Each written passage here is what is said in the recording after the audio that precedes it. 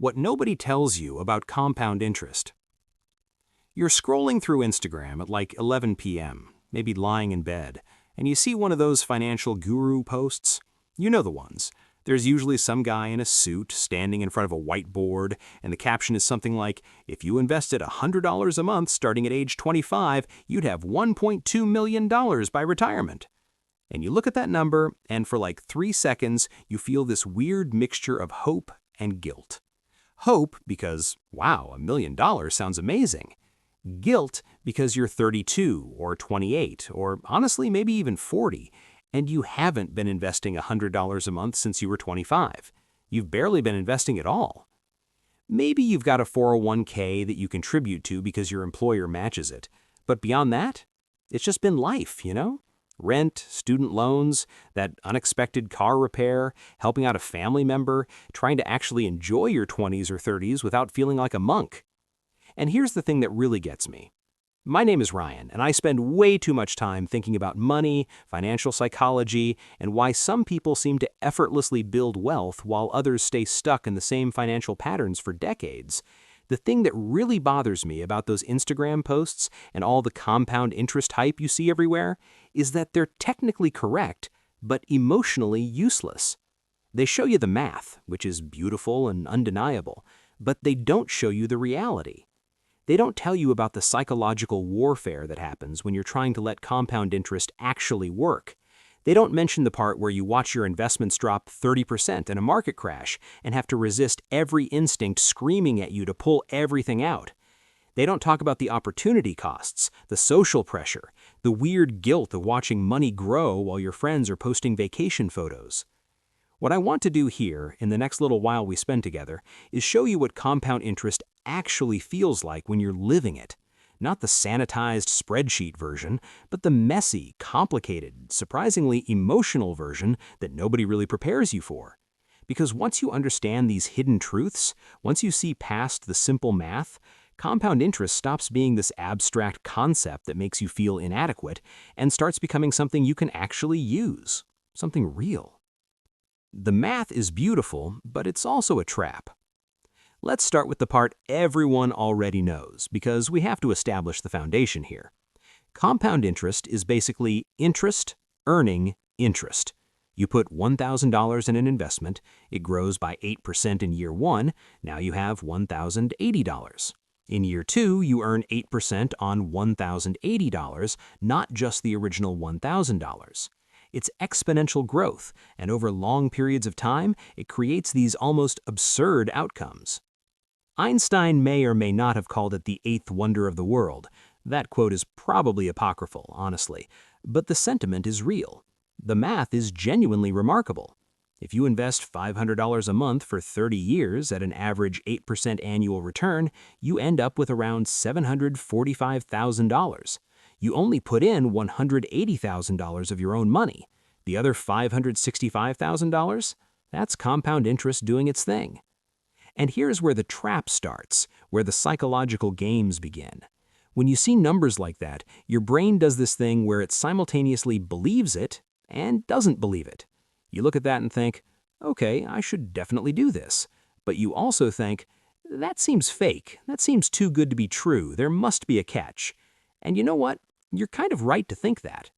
The catch isn't that the math is wrong. The catch is that the math assumes you can actually do it, that you can invest $500 every single month for 30 years without stopping, without panicking, without needing that money for something else.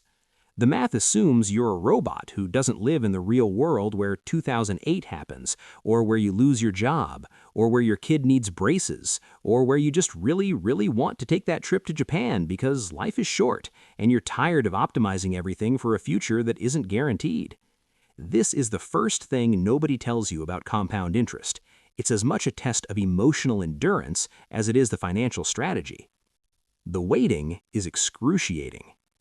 I want you to imagine something with me for a second. You start investing. You're being responsible. You're being smart. You open a Roth IRA, or you increase your 401k contributions, or you start putting money into index funds. Month 1, you invest $300. Month 2, another $300. Month 3, same thing.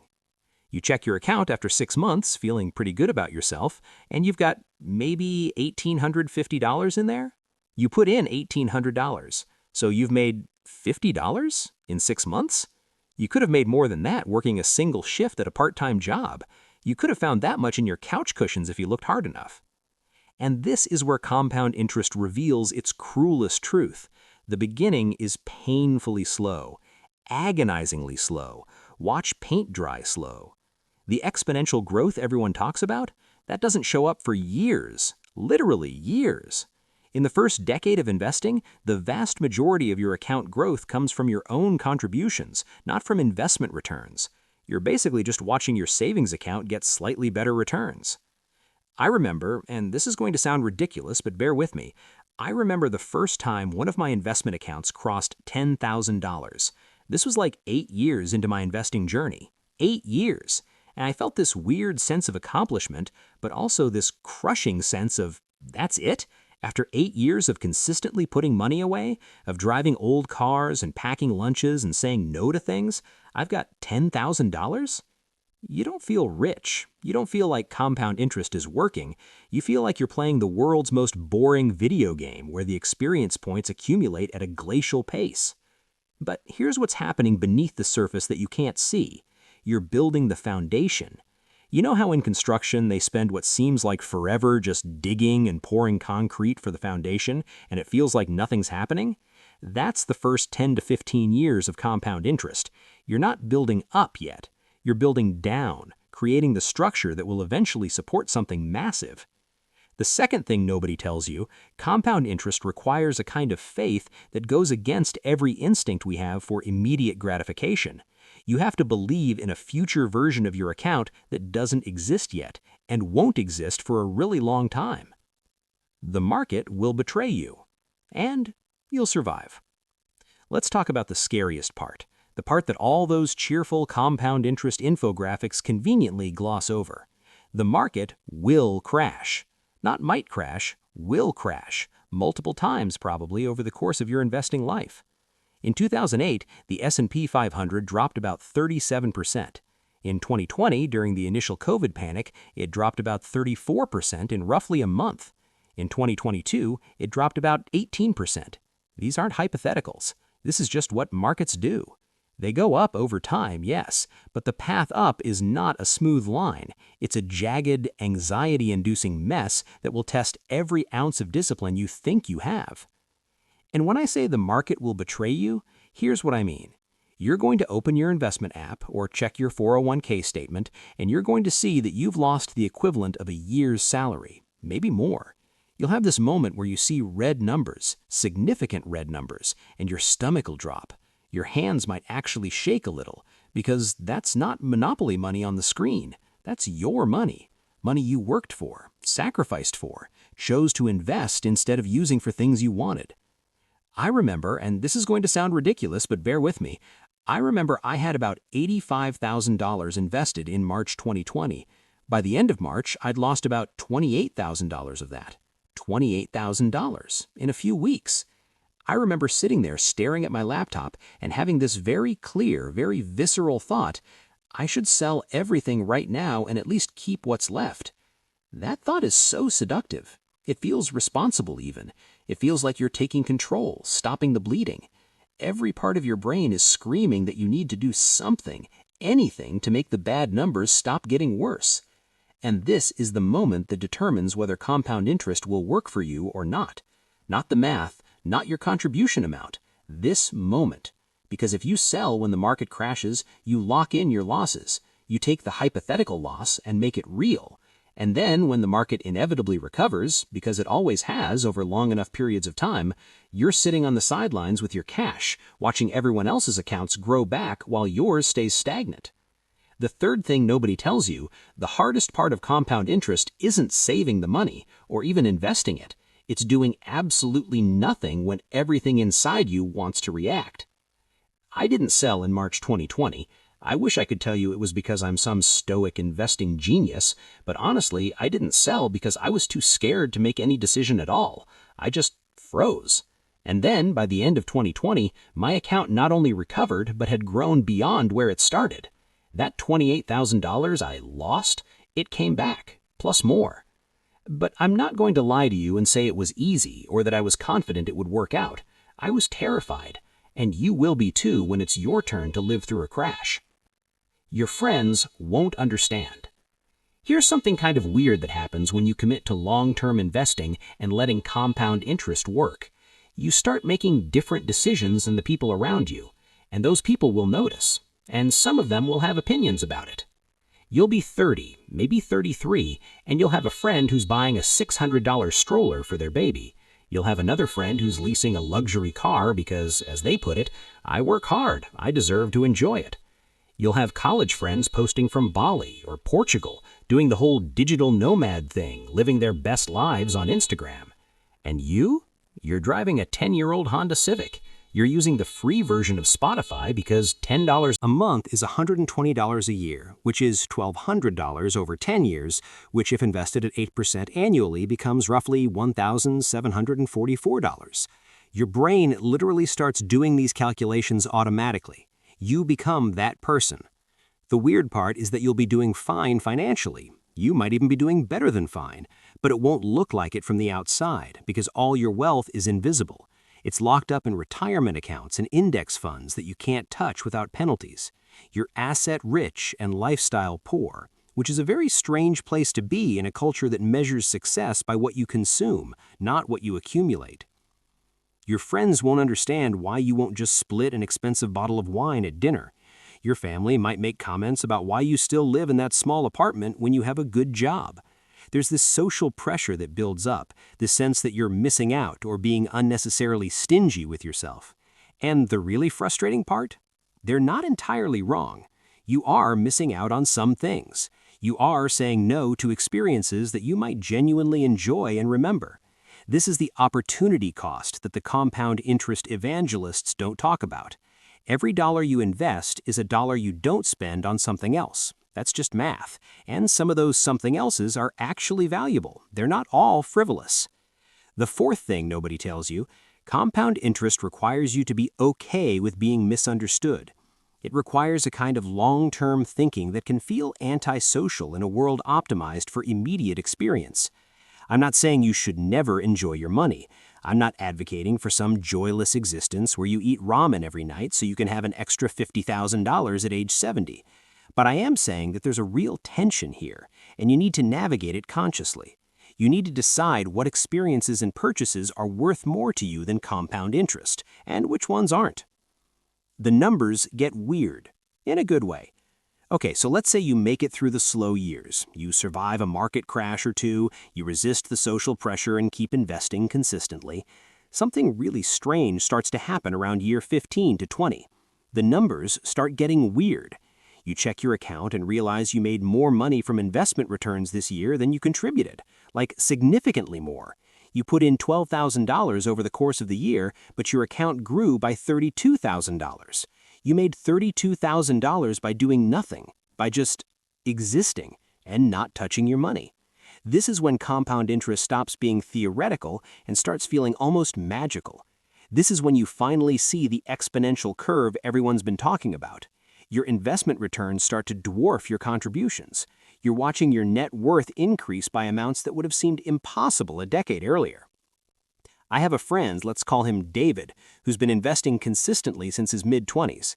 He's now in his late 40s. He told me recently that his investment account grew by more last year than his actual salary. Think about that. He went to work every day, dealt with meetings and deadlines and all the stress of professional life, and his salary was X. Meanwhile, his investment account just sat there, invested in boring index funds, and grew by more than X. That's the finish line of compound interest everyone talks about, but nobody really believes until they see it. That's the moment when the math becomes undeniable, when you realize that the slow, boring, agonizing process you went through for 15 or 20 years has created this engine that now works harder than you do. But here's the thing, and this is the fifth thing nobody tells you. By the time compound interest starts feeling magical, you're different. You're older. The money means something different to you than it would have been when you were 25. When you're 25, an extra $50,000 could change your life. It could be a down payment on a house, a safety net that lets you take career risks, a buffer that reduces your daily anxiety about money. When you're 50 and you've already built stability, an extra $50,000 is still great, obviously, but it doesn't have the same transformative power. It's just more money on top of the money you already have. This is the weird paradox of compound interest. It gives you the most money when you need it the least, and the least money when you need it the most. The early years, when you're struggling to get established and every dollar matters, that's when compound interest is barely moving. The later years, when you're established and stable, that's when it's producing massive returns. I'm not saying this to discourage you. I'm saying it because understanding this paradox changes how you think about the whole thing. It makes you realize that compound interest isn't just about ending up rich. It's about something more subtle. It's about building a foundation of security that completely changes your relationship with risk and opportunity. It changes how you think about time. Here's maybe the weirdest thing that happens when you really internalize how compound interest works. You start thinking about time differently. Most people think about time in terms of days, weeks, maybe months. You're thinking about what you need to do this week, where you want to be by the end of this year. But when you're investing for compound interest, you start thinking in decades, plural, multiple decades. You make decisions today that won't pay off for 20 or 30 years. You sacrifice things now for a version of yourself that doesn't exist yet and might be unrecognizably different from who you are today. It's this weird exercise in imagining your future self and caring about them even though you've never met them. And once you start thinking this way about money, it bleeds into other areas of your life. You start thinking about your health differently, like what you eat today affects your body 20 years from now. You think about your skills and career differently. Learning something difficult now pays compounding returns in career opportunities over decades. You think about relationships differently. Small, consistent efforts compound into deep connections over time. Compound interest, at its core, is just a framework for understanding that small actions repeated consistently over long periods create disproportionate results. That's true for money, yes, but it's also true for basically everything that matters in life. The sixth thing nobody tells you, compound interest is less about money and more about becoming the kind of person who can delay gratification and think long-term in a world that's constantly trying to make you think short-term. The finish line keeps moving. You know what else is weird? The goal keeps changing. You start investing thinking, if I could just get to $100,000, I'd feel secure. Then you hit $100,000 and you realize that $100,000 isn't actually that much money.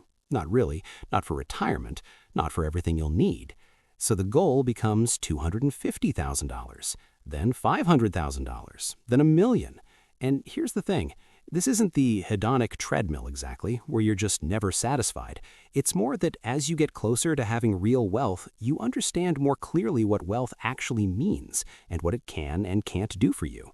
You realize that financial security isn't a number. It's a relationship between your money, your expenses, your health, your family situation, your goals. I remember thinking, genuinely thinking, that if I ever had $50,000 invested, I'd feel like I'd made it. That number seemed impossibly large to me in my 20s. I have more than that now, and I can tell you that I don't feel like I've made it. I feel different. More secure, yes. Less anxious about unexpected expenses, absolutely. But not done, not finished. The finish line isn't where I thought it would be. The seventh thing nobody tells you, compound interest won't solve your relationship with money. It will change it, improve it, make it less anxious, but it won't solve it. The psychological issues around money don't disappear when you have more money, they just evolve. What actually matters? So after all this, after understanding the slow start and the emotional challenges and the social pressure and the way it changes you, what actually matters about compound interest? I think it's this. Compound interest is proof that you can be patient, that you can stick with something boring and difficult when every instinct tells you to quit or switch strategies or do something more exciting.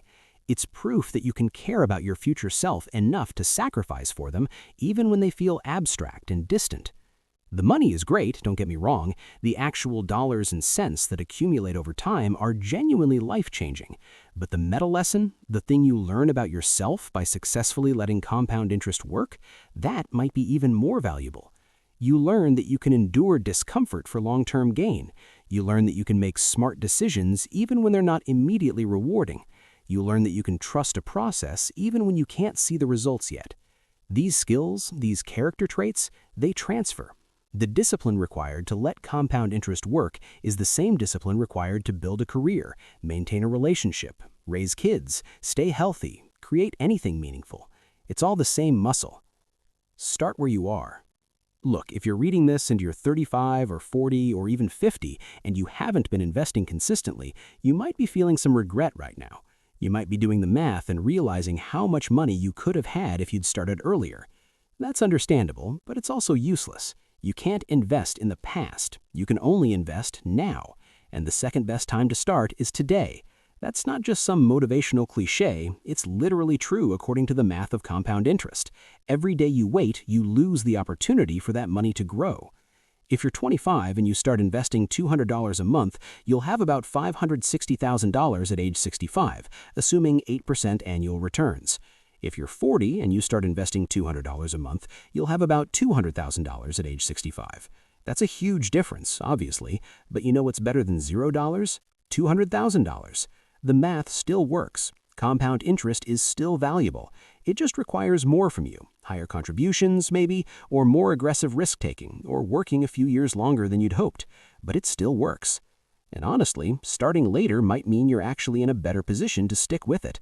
You're more established in your career. You probably have a better income. You've lived long enough to understand that get-rich-quick schemes don't work and that boring, consistent strategies are actually the ones that produce results. The real secret.